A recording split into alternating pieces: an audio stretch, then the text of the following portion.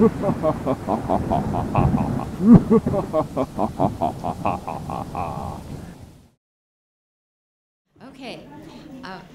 was going to add my thanks to the Placentia Library Foundation for sponsoring this series, and thank you all for coming to make it worth our while to get all this work together and do these presentations.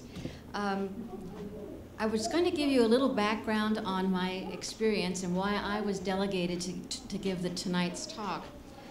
So we'll start with, okay, thank you, oops. Okay, is the Bradford House haunted? That's a question that we get a lot when we're docents at the Bradford House, and it's only been haunted when we haunted it, is what the results of the surveys have found. 30 years ago, when I was the Vice President for Education on the board of the Placentia Founders Society, we were having one of our common discussions, that is, how to raise funds to maintain the Bradford House.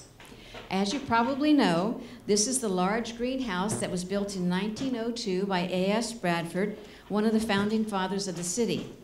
It now stands just behind the Subway sandwich shop near Yorba Linda and Kramer. Now, the idea of a haunted house came up, and the board was divided. The enterprising newcomers to the board had lots of fun ideas to use in making a haunted house setting in the house, while the charter members, who had actually gone to bat with the city to preserve the house and save it from demolition, were more concerned that the haunt would trivialize the significance of the house and its owners, as well as potentially cause damage to the preserved house. After some discussion, a compromise was reached. We'd have a haunted house, but we would only use the basement. So, since I headed up the education program, we decided to make it an, quote, educational experience. Much like this evening, we figured we would include some local lore and tell people about the histories, the spooky past of Placentia. We created rooms in the basement, one for the Pink Lady of Yorba Linda, one for the spiritualist community known as Grass Eaters on Placentia Avenue. And we also did some creative visualization of Mr. Bradford having dinner with all of his 3 wives. There were a couple other rooms along a twisting maze through which the visitors dared to walk. The haunted house was a huge success, and it was a community event, a popular community event for like 20 years. The haunted house that I always will remember is that very first one when I was there with my education manuscript in my hand, thinking I should draw some attention for these little kids who were coming through. I was deep into giving this great description of the George Hind House. Okay, I gave this great description of the George Hind House. Now, the George Hind House is, here we go. There we go. This is the George Hind House, and it has this round tower on it, as you can see. And sometimes if you look into the collection of photographs here at the history room, that's the way it's identified, as the house with the round tower. And the whole idea was that these were spiritualists who would call on the spirits, but if you had a round room, the spirits couldn't hide in the room. So here was this poor little student, little kid coming through, and I'm fast into my story about all those creepy ghosts in this house, and the house rooms were round, and it wasn't anything like your bedroom room at home, where the walls and the ceilings all come together into a deep little point, and that's where the ghosts hide. Well, the kid's eyes got big, and his mouth fell open, and his mother said, "Thanks, we're going to be awake all night." But while preparing for this talk tonight, I also learned that we gave out some misinformation that night, and as a seeker of truth, I feel that it's my duty to set the record straight. The Pink Lady supposedly visits the Yorba Cemetery on June 15th of even-numbered years is not true, but indeed is a fabrication of Yorba Linda children librarian Mary Ruth Erickson. Now, this is fun because she drew upon other colorful ghost stories, like the Blue Lady of El Toro Memorial Park and the White Woman of San Juan Capistrano to create a Halloween tale, hence the pink and hence the story. But it's been said that few contest the vividness and tenacity of ghostly visitations in the human imagination. So the Pink Lady became real. When we worked on the haunted house way back then, all I knew about the grass eaters was that they were vegetarians who were regarded with some skepticism by their neighbors. There was some mystical activity alluded to, but I took this bit tongue-in-cheek. So, here we go. Modern spiritualism came into being in March of 1848 near Rochester, New York.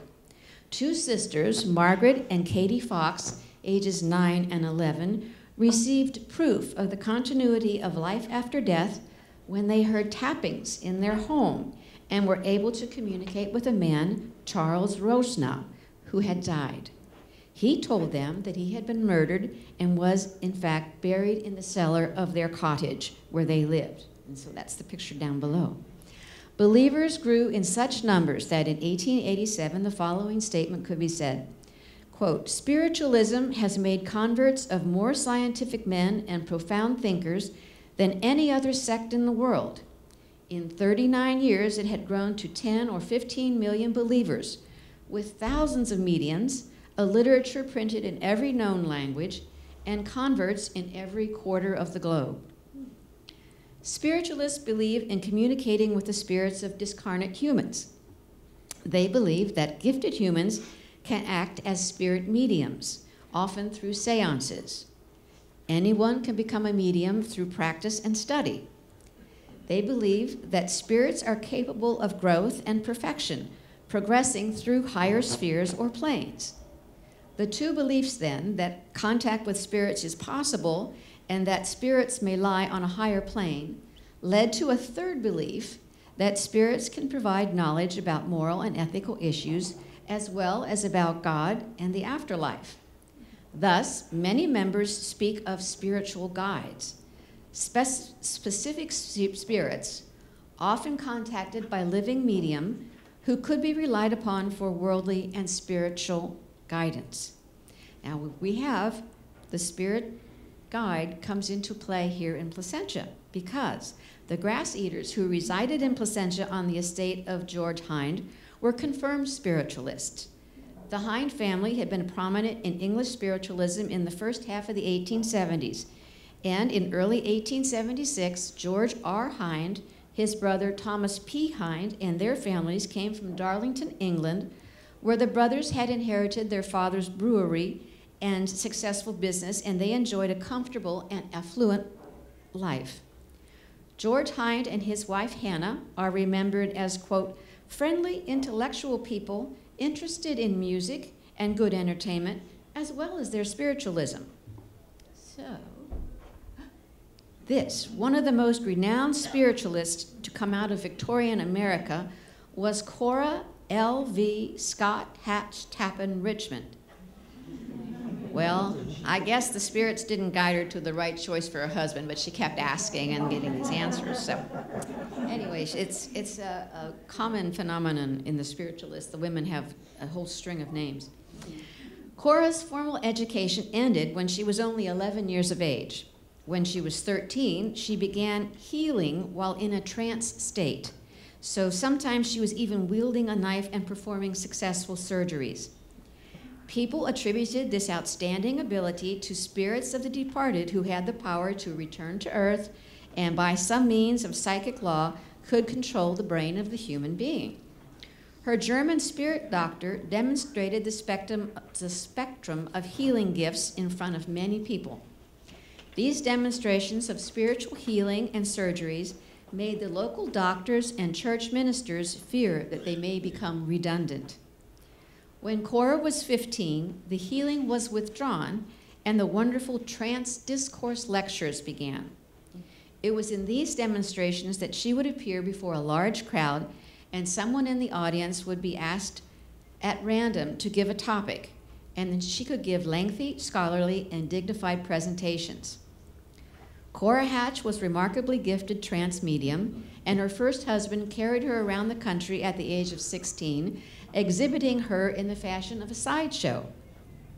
Cora was marketed to the point of abuse, and the unhappy marriage eventually ended in legal separation, complete with alimony and restraining order in place.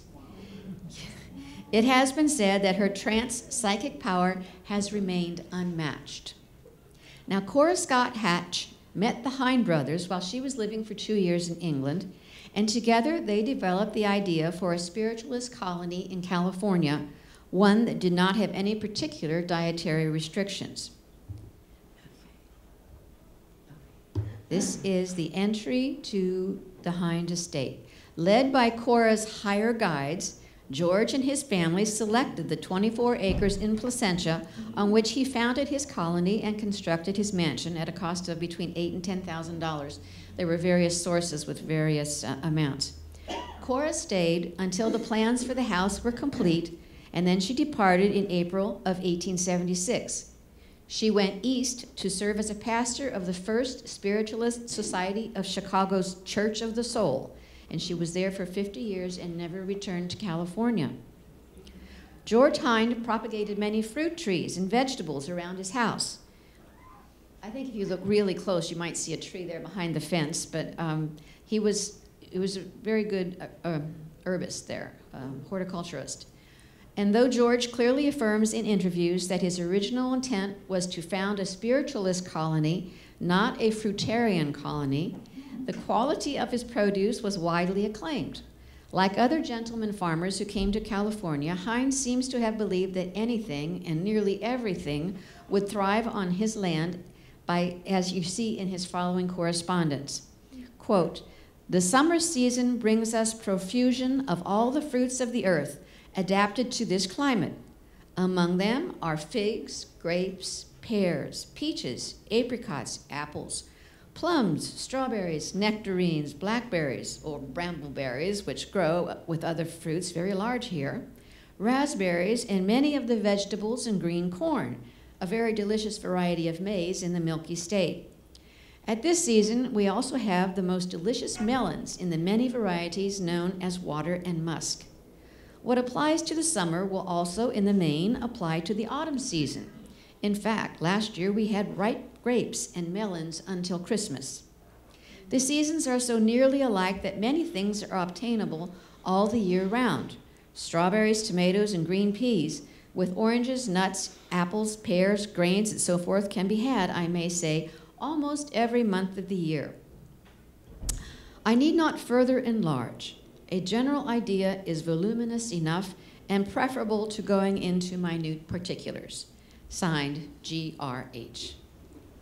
Now, as an aside, walnuts, I wanted to remind you that walnuts were grown in this area as a major commercial crop before the oranges dominated the economy, and George Hind developed a new variety of walnut that he named the Placentia Perfection, and it won acclaim at the Chicago World's Fair in 1893.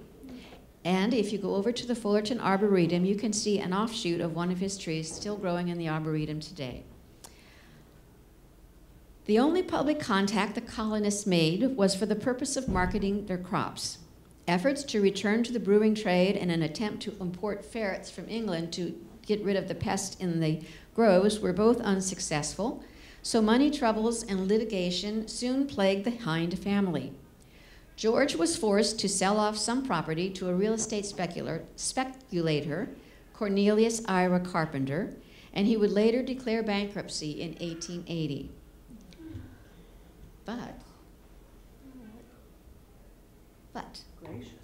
But yes, in 1878, Dr. Lewis Schlesinger, and the doctor is questionable, arrived in Placentia, having been led by his own guide spirits to Hind for the purpose of forming a great society that he would call Societas Fraterna.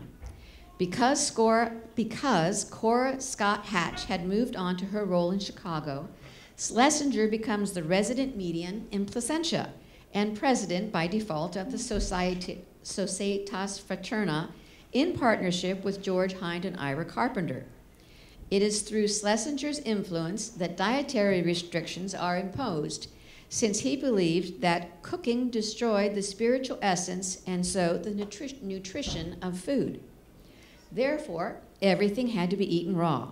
No meat or dairy were allowed, and the society only used the fruits and vegetables they grew and the cereals which they raised and ground themselves. Hind seems to agree and adds a more religious motive when he discusses the bounty of the land, and he says, quote, We partake of all those productions in their natural state, fresh from the orchard, garden, or field, full well realizing that human manipulations of any form of food is equivalent to saying that the good Father or Creator left said food imperfect and that we can improve upon it. End quote. In 1879, it was outside awareness of this severely restricted diet that caused problems for the colony. Okay, in 1879, there was this Reverend Toombs, who registered a complaint with local authorities that Hines' 4 children were being starved to death. The colony was raided. An infant was taken from Mrs. Hines' care and put in the care of a neighbor. Having recently become a grandma, I'm concerned that an infant's digestive system could handle all this raw fruit and nut. So I'm beginning to think, okay, Reverend Toombs may have a point.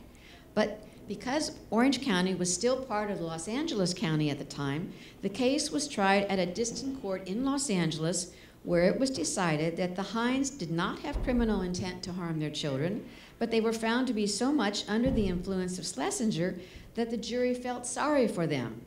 They determined that the diet was favorable to health, George Hines was acquitted, and the infant was returned to its mother. Activities such as this led to the grass eaters having other names like starvationists and faithists.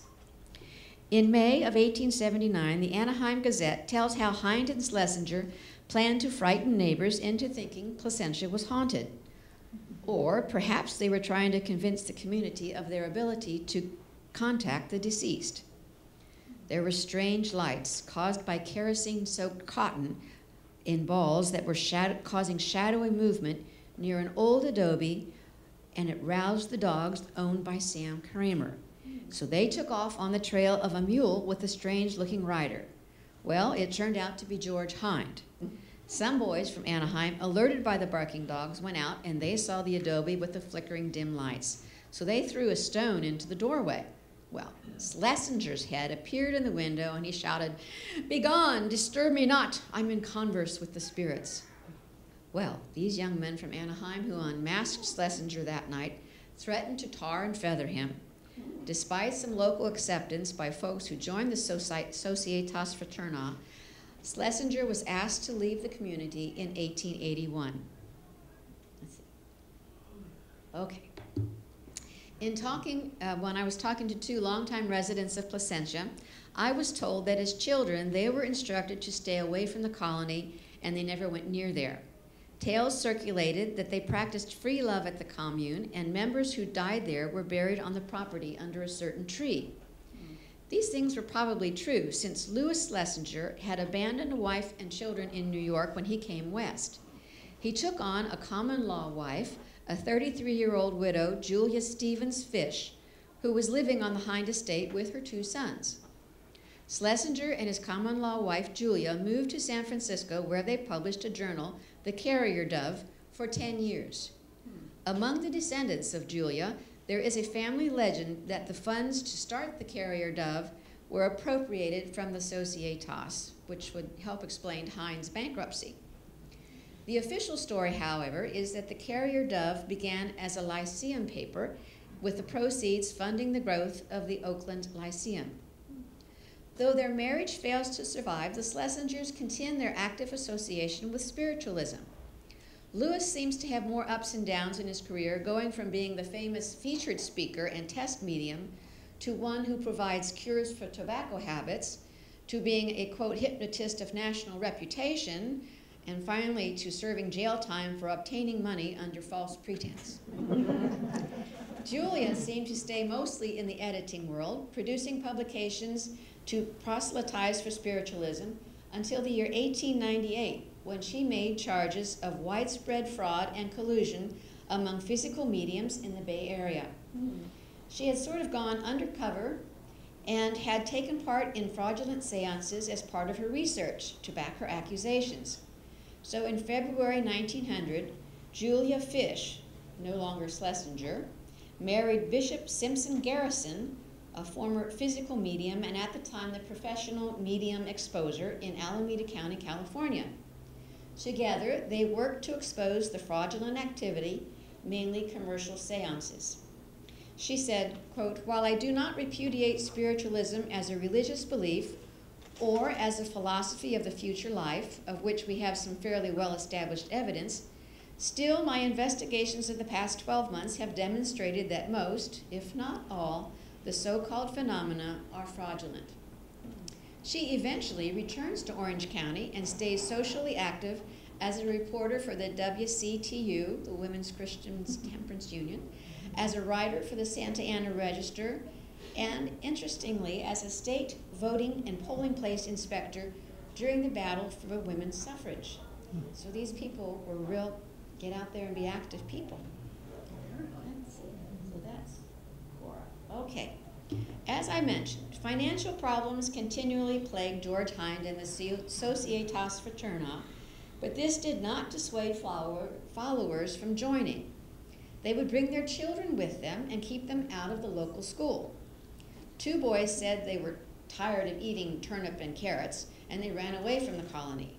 Well, they got as far as Los Angeles before being returned to their parents.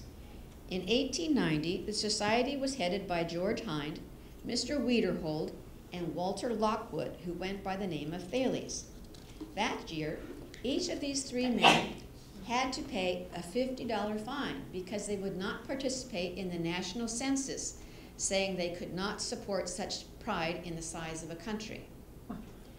Hind did, however, cooperate with local growers to find a new spray to combat scales on the fruit. And in a move that I don't quite understand, he reportedly destroyed 100 beehives, which represented a loss of $300 and 3 years' labor, when the neighbors accused his bees of robbing their orchards. So, in 1891, the Societas Fraterna had 13 living members, with at least 9 members of the colony deceased and buried on the property. George Hind died in 1911. Walter Lockwood died in December of 1921, and the directorship of the property and the funds was contested by Mrs. Wiederhold, who objected to her husband's leadership, and the land went into the hands of the public administrator when Mr. Wiederhold died several months after Lockwood. The last surviving member of the founding clan was Frank Benjamin Hind, George's son, who died in 1924 at the age of 45. He too was buried in sackcloth on the estate grounds. Now, George G. Key tells in his Placentia history about when Mrs. Wiederhold and her son came to give condolences to his mother after the death of his father in 1916. She offered, "If you have ever a message for your husband, just let me know, because his spirit is resting on our mantle." To which George's mother replied, "We have 4 mantles in our home, and I believe if he was going to roost on any mantle, he would come home to roost." So there's the mantle behind the window there at the George Key Ranch. There might be seating even as we speak. Okay. Now, in 1931, the Placentia Courier reported that James Tuffrey had bought the final remaining 10 acres of the Societas Fraterna land and the house with the round tower. And then somewhere in my reading, Schlesinger was asked about these round rooms, and he was reportedly said that it was to facilitate air circulation. So according to George Key, when James Tuffrey bought the house, he said there were no round corners in the house, no round rooms. So maybe the ghosts really did stay in that small little point where the walls come together and meet the ceiling. Who knows? Today, all that remains is the plaque commemorating the macadamia nut tree planted by George Hind that can be viewed near the pool of an apartment complex, which is just west of Placentia Avenue, across from what's now the Albertson Market. So you can go and you can find this plaque and see. I don't know if the macadamia nut's still there. Was not able to get over to see. Okay, so what is a ghost? For purposes of this discussion, I will use the following definition. It's a subtle, immortal essence that departs from a person at death. This idea is the core of theological dualism, belief that a person is composed of body and soul. There are apparently 2 opposing ghostly prototypes, the angry ghost and the emotionally neutral ghost. The angry ghost is dangerous because it is angry about being dead, having been killed in an unacceptable way, or having been treated badly by family or community.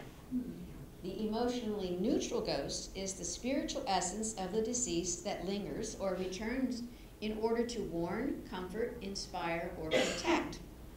Usually ghosts have unfinished business to complete or an inability to move on. Sort of have to be given permission to move on. Being a ghost is thought to be a transitional status, though. When somebody or something succeeds in laying the ghost to rest, as you've heard this phrase, then this is the unfortunate spirit can finally desist from its haunting and advance towards its fate. Examples of these ghost types will be familiar to you if you remember Casper the Friendly Ghost and his little trio of ne'er-do-wells that he always had to follow and mitigate their evil deeds. So that's kind of the concept of the ghosts. So now I'm going to talk about places where ghosts have been encountered in Placentia and how you do this. Okay. According to what I've read, there are 4 different ways one can experience paranormal encounters. First of these is visual visitations. These are usually elusive glimpses, but they are sometimes longer. The apparitions can be deceased persons, but they can also represent living people who are physically absent. As I told you earlier, people often ask docents at the Bradford House if the house is haunted, and we've had psychics come on at least 2 occasions that I'm aware of, and none have ever found any ghosts. However, one lady did say that she saw a little girl standing in the parking lot bouncing a ball. Now, in my research, here's what I found out to perhaps explain the little girl. John Neno owned 9 acres on the north end of the Hind property, which would be right at the corner of Palm Drive and Placentia Avenue. And if you're familiar, then Palm Drive is where Bradford House is at the other end. Neno House is over here, right atop the property from Hind. Neno had 3 daughters. His oldest daughter was Orpha, and she died at the age of 6 after a long illness, just about 4 years after their arrival in Placentia. Mrs. Neno recounts in a later Courier newspaper article, quote, that it was typical of the spirit of friendliness in the neighborhood that the school was closed on the day of the funeral, and all came to pay her respects, though she was too young to have ever gone to school, end quote. Now, around 1902, 1904, the successful ranchers like the Nenos, the Bradfords, the Perotis, the Birkenstocks, they were all building new homes. So maybe Orpha just wandered down from the new home that's up there with her father's house, and just wandered down to see her neighbor, Mr. Bradford's new home. And that's what the lady saw when she saw the girl in the parking lot. Now, I have a second example of these visions. And in fact, this is, there's a family here in Placentia that has 5 children, and the youngest of the 5 children recalls seeing a spirit or ghost pass quickly through a doorway in her home. Now, she was sitting in the back room of the house that had been added on to the main house, and she just had this fleeting glimpse of something going past the doorway. Well, being the youngest child of 5, she wasn't about to tell people about it because she would have been subject to no end of teasing. So imagine her surprise when the children were all grown up at some point and sitting around as 5 adults. They all admitted all of her brothers and sisters had seen the same experience, but they had never mentioned it to each other. Okay, so I thought that was interesting. Okay, the poltergeists. Now, some ghosts are heard rather than seen. Poltergeists, or noisy ghosts, are notorious for dragging chains and dropping dishes, and these are usually the chief perpetrators of haunted houses. So we have a couple examples of the poltergeists in Placentia, one of which I spoke to the waitress across the street here at IHOP. Now, I don't know if you're aware, but the property that IHOP is situated on is the back end of the Sam Kramer property. During Prohibition, there were party houses at several ranches in the area, and the party houses would be where the Prohibition booze would be made available. So we'd always heard that there was this spirit that was, you could feel him, or you could hear this, experience the spirit somehow if you sat long enough at IHOP. Well, I never got enough pancakes to hear the spirit, but, yeah, okay, but now, one night, the waitress said she was there, and she was kind of like the only waitress there, and there was the second booth in, on the first column, there was there were people there, 2 girls, and the waitress was in the back, and she heard all this noise and commotion going on in the front. So she came out, and she heard the sound of a plate scraping back and forth on the table in that booth. Mm-hmm. And when she got there, it was thumped down and it stopped. Mm-hmm. So she believes. The second information about poltergeists is right in this very library. A few years back, one night there were 3 women who were closing up, and they were all going to walk out to the cars together because it was late, and they were going to leave through the back entrance or the back door. Well, on the way out, one of the ladies realized that she had forgotten to put something up that was going to be needed on the front desk the next morning, and so she came up to the front by herself and put that away, and by the time she got back to the back door, she heard music coming from the administration office down the hall. Hmm. Well, she thought, well, this is creepy, nobody's supposed to be able to play music here in the library, and there's no radio that she was aware of that should be hearing this radio music. And so she said, she walked back the hallway, and she called out. And when she called out her friend's name, the music stopped. At which point, she heard the back door open, and her friend came in and said, oh, I forgot you were here. Come on, I'll walk out with you. So they both left very quickly at that point.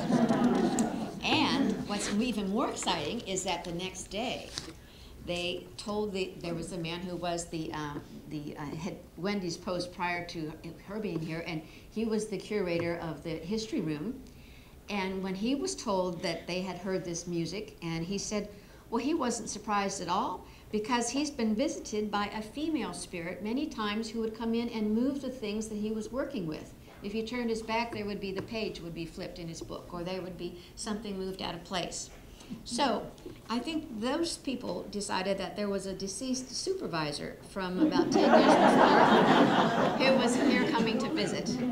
So that's the poltergeist even in this house, in this building. Okay, and then we go again. An unseen presence. Okay. Now, the unseen presence is the most subtle ghost. He's not seen or heard, but you only feel his presence. Mm-hmm. This is probably the most commonly reported ghost-related experiences, and it's frequently felt by recently bereaved people. The more recent the death, the more often the presence is felt. Mm-hmm. Once again, returning to our neighborhood IHOP, where I was speaking with the waitresses, they have an experience where there was a fellow who was coming in regularly to have breakfast every morning, and he was an older gentleman, and eventually he died. And sure enough, he always sat in the 3rd column, 4th table. Okay, so now when they walk past, there are two waitresses there now who say when they walk past the 3rd column, 4th table, they feel his presence. So you might want to go sit there sometime, too. Again, another story in the library. One of the librarians who works here currently went to a haunted house in San Diego, and she was shown how people could walk around and take photographs, and you wouldn't see anything while you were there. But when you got home, there were these white orbs on your photos, so that you would have known that there was a ghost there that you didn't see. So she came back to the Placentia Library, and before this recent remodel, and she took photographs. And she took photographs of the old reception or reference desk, and she said at the I'm not nervous. At the reference desk, there were 3 orbs floating above the reference desk in one of her photos. I said, oh my golly, it would be so wonderful if I could share that with the folks tonight. Well, she looked for her photo, and it's not in her collection. She can't find it. So there you go.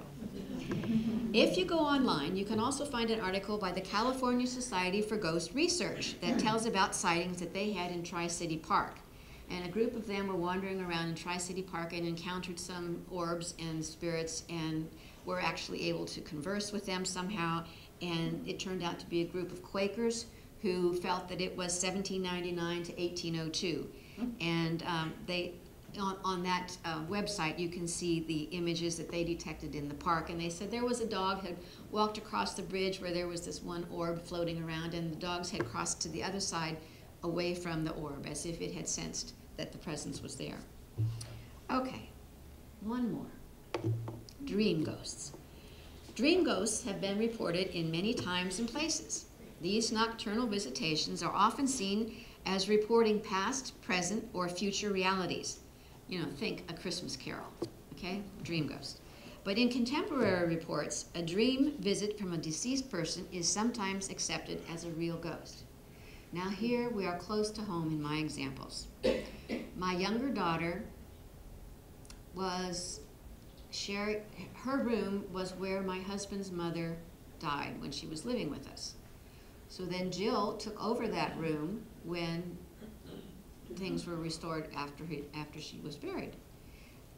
At one point, she said that she heard a spirit coming down the hall.